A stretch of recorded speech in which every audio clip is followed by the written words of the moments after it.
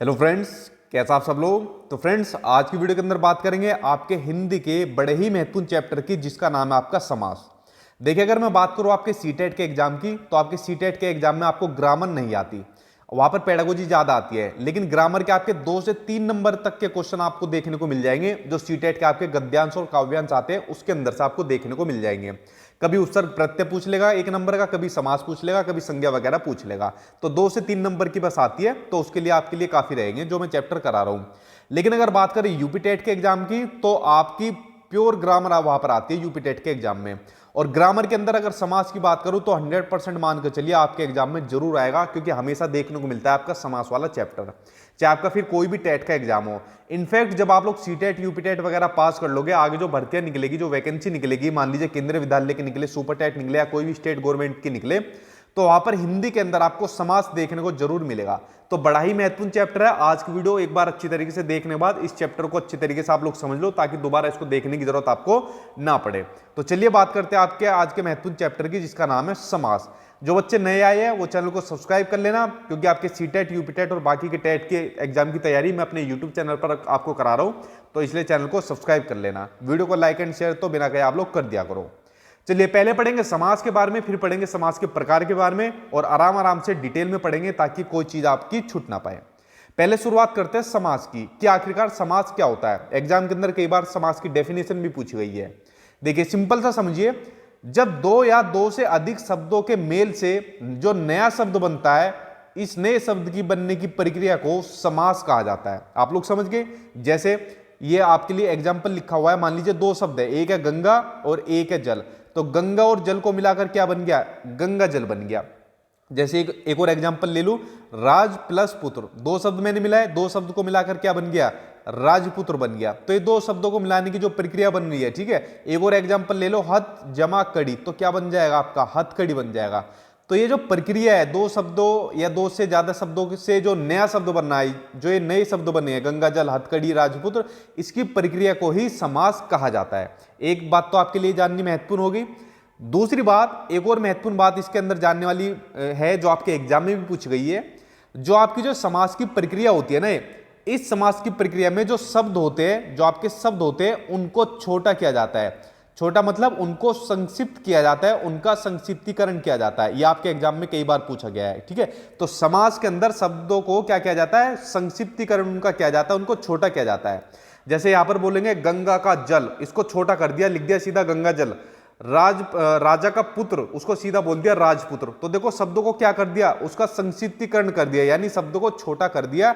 ये भी निशानी होती है आपके समास की, आपके एग्जाम में पूछी जा चुकी है। तो आपको समास क्लियर हो गया। अब बात करते हैं समास के प्रकार की। देखिए, समास के आपके 6 प्रकार होते हैं। इन्हीं 6 प्रकार में से एग्जामिनर कोई सा भी आपको उठाकर दे देगा, ना तो मुझे पता है ना किसी को पता है इन 6 में से कौन सा आएगा, लेकिन इनमें से जरूर आपके 1 नंबर का देखने को मिलेगा, ठीक। अब देखिए 6 समास कौन कौन से होते हैं, उनके बारे में पढ़ते हैं डिटेल में। तो 6 समास होते हैं आपके अव्ययी भाव, तत्पुरुष, द्विगु, द्वंद्व, बहुब्रीहि और कर्मधारय समास। अब एक एक करके इनके बारे में पढ़ लेते हैं डिटेल से, ताकि आपको सारे एक ही बारे में क्लियर हो जाए। देखिए, पहले बात करते हैं आपके अव्ययी भाव समास की।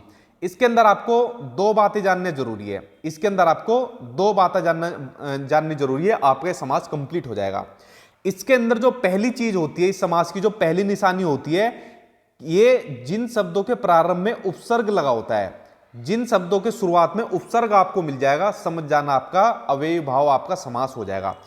लास्ट वीडियो के अंदर मैंने आपको उपसर्ग और प्रत्यय बताए थे, इसलिए मैं एक सीक्वेंस आपको पढ़ा रहा हूं। पहले आपको उपसर्ग प्रत्यय पढ़ाए, देन उसके बाद आपको समास पढ़ाया, ताकि आपकी ये चीज कवर होती चली जाए और आपका बेस भी स्ट्रॉन्ग होता जाए, ठीक है। तो नहीं देखी तो इस वीडियो को देखना, क्योंकि मैं एक तरीके से आपका तैयारी करा रहा हूं।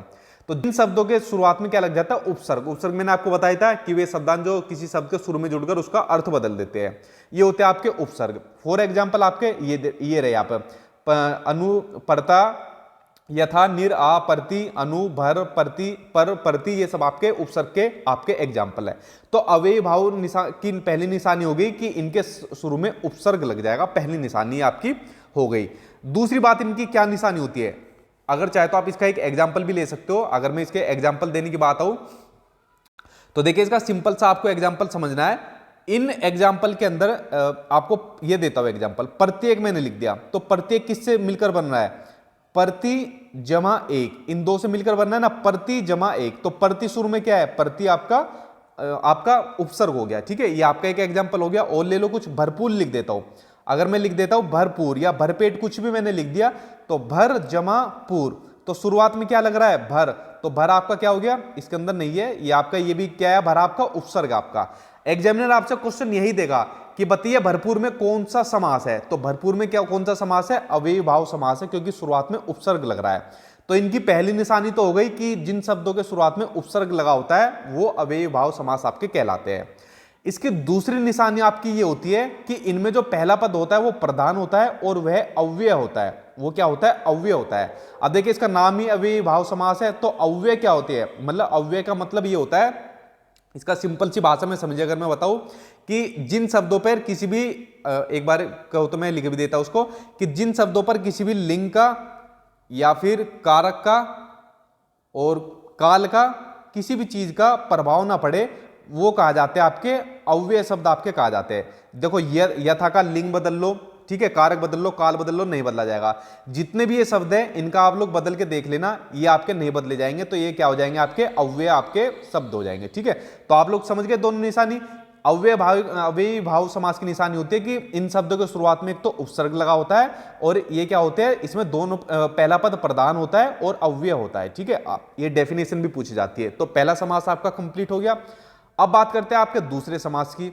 दूसरा समास आपका तत्पुरुष समास। तो देखिए तत्पुरुष समास में क्या होता है, इसमें दूसरा पद प्रधान होता है। आपके अव्ययी भाव समास में पहला पद प्रधान होता है, इसमें दूसरा पद प्रधान होता है आपके तत्पुरुष समास में। अब देखिए तत्पुरुष समास की एक बड़ी महत्वपूर्ण विशेषता है, इसमें आपके कारक चिन्हों का यूज होता है। कारक चिन्हों का इसमें यूज होता है। आपने पढ़ा होगा ना, कर्ता ने कर्म को कर्ण से संप्रदान के लिए, पदान से संबंध का के की, अधिकरण में पर संबोधन हेर, ये सब आपके क्या है, ये आपके कारक चिन्ह है। जिसके अंदर भी आपको कारक चिन्ह देखने को मिल जाएंगे तो समझ जाना आपका वो तत्पुरुष समास आपको देखने को मिल जाएगा। ये आपकी क्या निशानी होगी, तत्पुरुष समास की। जैसे फॉर एग्जांपल मैंने लिखा था आपके लिए राजपुत्र लिखा था। तो राजपुत्र का मतलब क्या है, राजा का पुत्र, राजा का पुत्र। तो यहां पर ये जो का है ये क्या है, ये आपका कारक है, ये रहा ना आपका, ये आपका कारक हो गया, ठीक। तो तत्पुरुष समास की आपको निशानी रखनी है, कारक चिन्हों का इसके अंदर यूज होता है और दूसरा पद प्रधान होता है। ये जानकारी आपको जानना जरूरी है।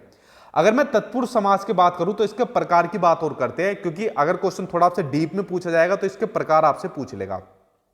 तो देखिए कारक चिन्हों के अनुसार इसके इस समास के 6 प्रकार होते हैं। इन 6 समास को जानना आपके लिए जरूरी है, ठीक है।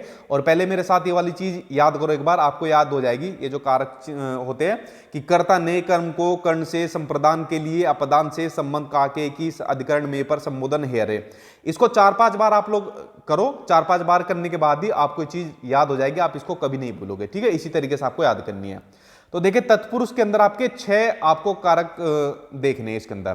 पहला है कर्म तत्पुरुष कारक को, तो कर्म का क्या हो जाएगा, कर्ता ने कर्म को, ठीक है। इसके अंदर आपको को का ही मिलेगा। कर्ण का हो जाएगा आपका कर्ण से, देखो अभी सिंपल अभी लिख रहा हूं, उसके बाद देखना। कर्ण का मतलब हो जाएगा आपका से, या फिर इसका मतलब हो जाएगा के द्वारा। ये दोनों चीज देखने को मिलती है। उसके बाद बच्चा आपका संप्रदान, संप्रदान का हो जाएगा आपका के लिए, ठीक है, संप्रदान के लिए। उसके बाद बचा आपका अपदान, अपदान का मतलब हो जाएगा आपका से, ठीक है, अपदान हो जाएगा से, मतलब पृथक होने के लिए, अलग होने के लिए। उसके बाद बचा आपका संबंध, तो संबंध हो जाएगा आपका का के की, क्या हो जाएगा, का के की, ये हो जाएगा संबंध तत्पुरुष कारक की पहचान। उसके अलावा अधिकरण बचा आपका में और पर, ठीक है, अधिकरण बचा आपका में और पर। तो देखो ये आपके क्या है, ये जो कारक चिन्हों की आपकी पहचाने 6 कारक चिन्ह है। जैसा आपका पहले वाला है जो आपका कर्म तत्पुरुष कारक है। अब देखो एग्जामिनर कैसे क्वेश्चन पूछेगा कि गगनचुंबी, ये कई बार एग्जाम में क्वेश्चन भी आया है कि जो गगनचुंबी है इसमें कौन सा कारक है। अगर एग्जामिनर ने सिंपल दे दिया तत्पुरुष तो तत्पुरुष मार देना, लेकिन तत्पुरुष के प्रकार पूछ लिए तो आपको ये चीजें पता होनी चाहिए जो सामने आपको सामने अपनी स्क्रीन पर दिख रही है। तो गगनचुंबी मतलब गगन को चूमने वाला, किसको, गगन को चूमने वाला, तो क्या हो जाएगा, कर्म तत्पुरुष कारक हो जाएगा। एक और लिखो माखन चोर, एक और लिखो माखन चोर, यानी माखन को चोरी करने वाला, तो क्या आ रहा है, को, माखन को चोरी करने वाला, ठीक है। कृष्ण जी के बारे में बात कही जा रही है, तो हो जाएगा आपका कर्म तत्पुरुष समास हो जाएगा। दूसरा हो जाएगा आपका कर्ण, कर्ण का एग्जांपल ले लो। कर्ण का देखो क्या लोगे, मैं लिख दो भूखमरा, मैंने लिख दिया भूखमरा, यानी भूख से मरा हुआ, भूख से मरा हुआ, क्या ये ना, भूख से मरा हुआ, तो ये हो जाएगा आपका कर्ण हो जाएगा। उसके बाद बात करें आपके संप्रदान की, तो देखो संप्रदान के में क्या आ रहा है, के लिए। अगर मैं लिख दूं विद्यालय, अगर मैंने लिख दिया विद्यालय, विद्यालय का मतलब क्या है, विद्या के लिए घर, विद्या के लिए घर, ठीक है। अगला बच्चा आपका अपदान, अपदान के अंदर आपका क्या रहा, से अलग होने के लिए मैंने इसमें लिख दिया नेत्रहीन। एग्जामिनर पूछेगा बताइए नेत्रहीन में कौन सा कारक है, जो अपने नेत्रों से हीन है, कैसा है, जो अपने नेत्रों से हीन है, वो होता है आपका नेत्रहीन, तो आपका अपदान हो जाएगा। अब अगला आ गया आपका संबंध, जिसके अंदर आपको काक एक ही देखने को मिलता है। जैसे अगर मैं लिख दूं सेनापति, अगर मैं लिख दूं सेनापति, उद्योगपति, राष्ट्रपति, ठीक है, इस तरीके के जितने भी पति है, तो सेनापति इसका मतलब सेना का पति, क्या हो जाएगा, सेना का पति। अगर मैंने लिख दिया पुष्प वर्षा, अगर मैंने लिख दिया पुष्प वर्षा, तो पुष्पों की वर्षा, पुष्पों की वर्षा, ठीक है, यहां पर आगे ना काके की देखने को मिलेंगे, तो हो जाएगा आपका संबंध। अब बचा आपका आखिरी अधिकरण, अधिकरण में क्या है, में पर। अगर मैं लिख दूं एग्जाम्पल जल समाधि लिख देता हूं, अगर मैंने लिख दिया जल समाधि, जल समाधि के अंदर क्या हो जाएगा, जल में समाधि, क्या होता है, जल में समाधि लेने वाला।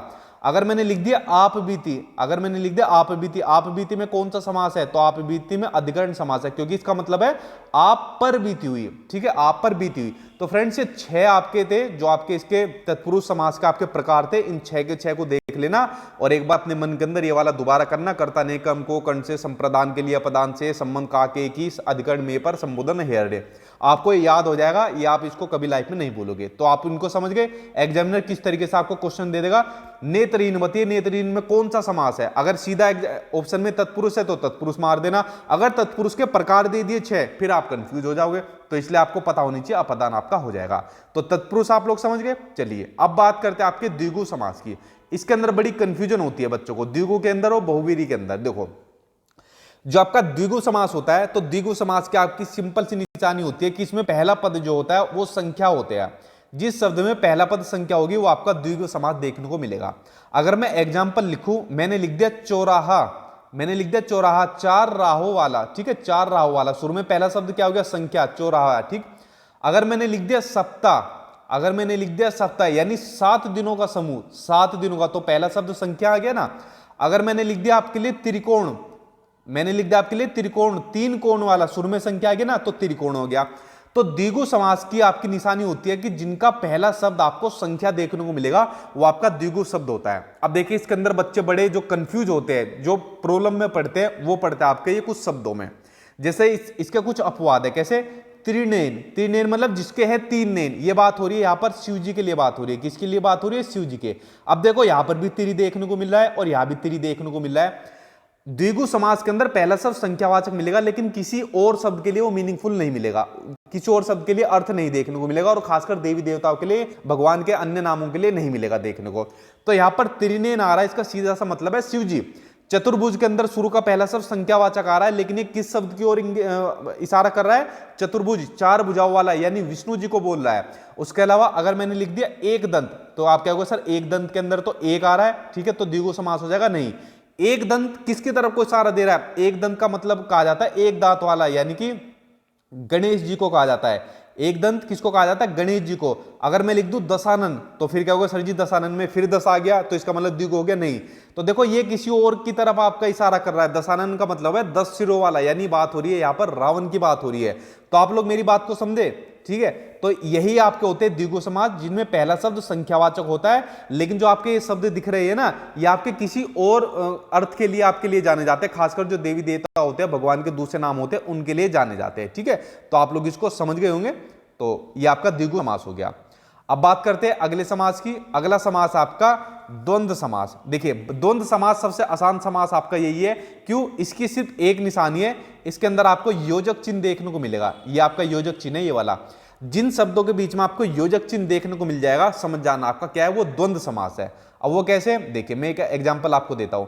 अगर मैंने लिख दिया सुख और दुख, एग्जामिनर पूछेगा सुख और दुख में कौन सा समास है, तो सुख और दुख के बीच में क्या आ रहा है, योजक चिन्ह, तो कौन सा हो जाएगा, द्वंद्व समास हो जाएगा, ठीक है। उसके अलावा अगर मैंने लिख दिया लाभ हानि, अगर मैंने लिख दिया लाभ हानि, तो लाभ हानि के अंदर क्या आ रहा है, योजक चिन्ह, लाभ और हानि, द्वंद्व समास हो जाएगा। अगर मैंने लिख दिया भला बुरा, अगर मैंने लिख दिया भला बुरा, तो भला या बुरा, भला या बुरा। ठीक है, आप लोग एक बात देखो, जब इन समास का हम विग्रह कर रहे हैं यानी इनको अलग अलग कर रहे हैं, तो क्या निकल कर आ रहा है? और निकल कर आ रहा है, या निकल कर आ रहा है, एवं निकल कर आ रहा है। ठीक है, तो द्वंद्व समास के आपको निशानी रखनी है कि इनमें योजक चिन्हों का प्रयोग होता है और इसमें जो दोनों पद होते हैं वो प्रधान होते हैं। ठीक, दोनों पद इसमें आपको प्रधान देखने को मिलेंगे। सुख भी प्रधान है और दुख भी प्रधान है, लाभ भी प्रधान है, हानि भी प्रधान है। ठीक है, दोनों प्रधान है, दोनों खुश रहते हैं। चलिए बात करते हैं आपके अगले समास की। अगला समास आपका बहुब्रीहि समास, जो मैंने आपको बताया था, जो आपको कंफ्यूजन होती है द्विगु में और बहुब्रीहि समास में। तो बहुब्रीहि समास में आपको दो चीजें याद रखनी है।